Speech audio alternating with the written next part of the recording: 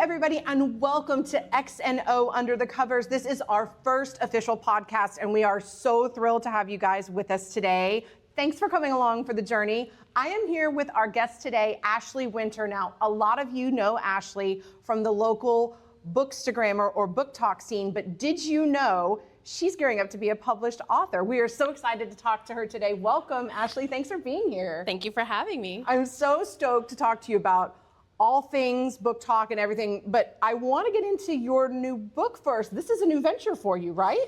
This is absolutely new. It is something that I have been wanting to do for a very long time, and I've been plotting fantasy books, things like that, but this is actually a funeral rom-com, and it just started pouring right out, so I'm just gonna chase it. Okay, I'm gonna back up. Funeral rom-com, you have to tell me more about this because I have to know what's the basic plot? Just give us the overview. I don't want you to give away too much. Okay, well, so it's a funeral rom-com. It is where she's the grumpy and he's the sunshine. Love it. We're exploring themes like navigating grief and vulnerability, but honestly, the hilarious scenes are based on my actual experience when I used to work at a funeral home. Oh my gosh, are you kidding me? Yeah. Well, talk about bringing your work life home and bringing that into your experience. So tell me a little bit about our female main character. We don't have a name? Do we have a name yet? I don't have a name for her. So honestly, if you guys want to name her, you heard it here first. Fill you out can my vote. DMs. You can vote. So what is her background? Tell us a little bit about her story. So she actually has a kind of sort of famous dad, someone who's very established in the songwriting world, but she wants to distance herself from that. So she wants to be able to prove that she can be a successful person with that. But what happened was that she started to realize that she has a very lone personality. She feels like being strong means being independent, but also not depending on others and asking for help. Yeah, that can be hard. So where do we have our meet cute? Where do we meet our male main character in the book? Have you plotted that out yet? They literally run into each other at the funeral home. And it is not pleasant at all. It is not cute at all because she thinks that he is a stalker. Yeah. Yeah. I mean, if I ran into a guy at a funeral home, I also might think that. I can totally see where that could be a thing, for sure. Okay, so the initial meeting does not go well. So how do we overcome that? How do we start building connections between characters? Because I think a lot of times when you get into the book and you're just starting off with your reading, you're like plotting this out, okay, we know how we're getting them together, but how do we work on character development with them together?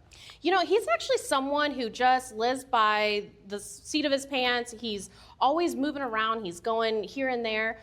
And so it wasn't anything to him to offer her help in kind of going through her father's estate. He was like, you need help moving things, I'll help you. You need help flying somewhere, I'll go. Okay.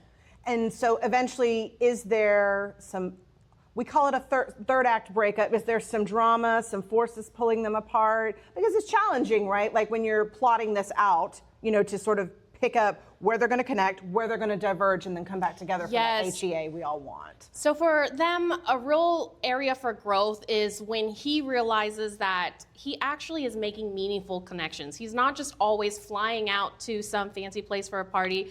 Now he realizes that he does have one central place that he wants to be, and it's honestly anywhere with her. And for her, she's realizing that it is okay to depend on someone. It is okay to have some vulnerability. Yeah.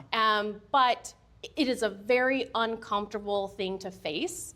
Yeah. And so they have to decide, are they going to go back to who they were before, or is this something new they want to explore? Yeah, being vulnerable with somebody else and opening yourself up to the possibilities of change and things like that, those are great themes, I think, in any book, especially, but in the romance space.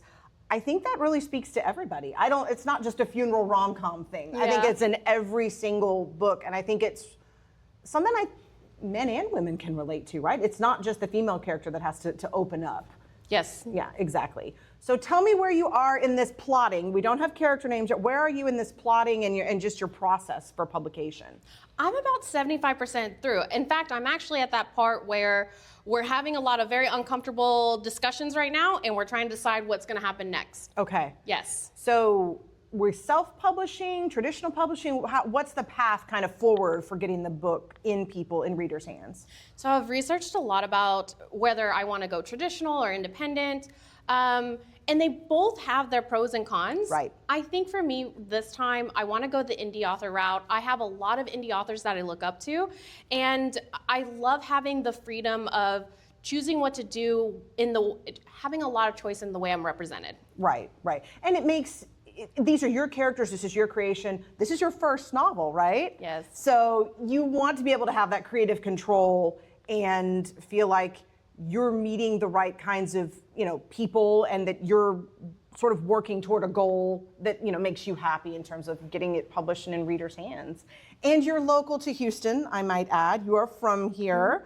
So let's change topics a little bit and talk about sort of BookTok and Bookstagram, which is how I found you. You are huge on the indie bookstore scene. You were at you didn't make it to every bookstore on the book crawl in April, did you? I didn't, but honestly, that's such a great problem to have. It's because Houston has so many different independent bookstores that there's just a little something for everyone in every little pocket of Houston. Yeah. And I love that Houston really supports that. It's such a vibrant scene, and there's so many different places to go. And when you get to those places, what's great about it is you can discover things that you didn't even realize that you were interested in, or authors or people, or meet like-minded people who were just looking to read. How long have you been in BookTok for? Because it's been a little while, right? Yes, so I think we're at a couple of years for BookTok, and then 1 year later, I started diving into Bookstagram.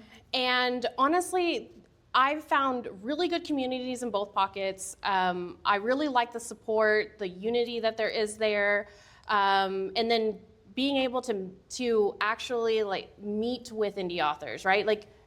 There's a closeness that you have in this type of community. There is, and what I love about the indie author scene here in Houston is it is crazy. It is such a vibrant indie author scene. There are so many indie authors here who are willing to talk to you, meet with readers. Have you found that as well? I have found that the indie author scene here in Houston specifically has been very warm and welcoming. It has. It's been a fantastic thing. As I'm getting started here at XNO, everybody's been super helpful, and we're really excited to feature kind of those authors, people like you who are just getting started out on the podcast, to sort of share, because I think those of us that are in the book space, so to speak, we know there's a lot of great indie work out there. Indie authors have amazing things, but I think there's sort of a subset of people who are just used to maybe a traditional publishing, a big five publishing, and those authors are fantastic and great too. But if you're looking for new and fresh things, there's a lot to be found with indie authors for sure. I agree. It's awesome.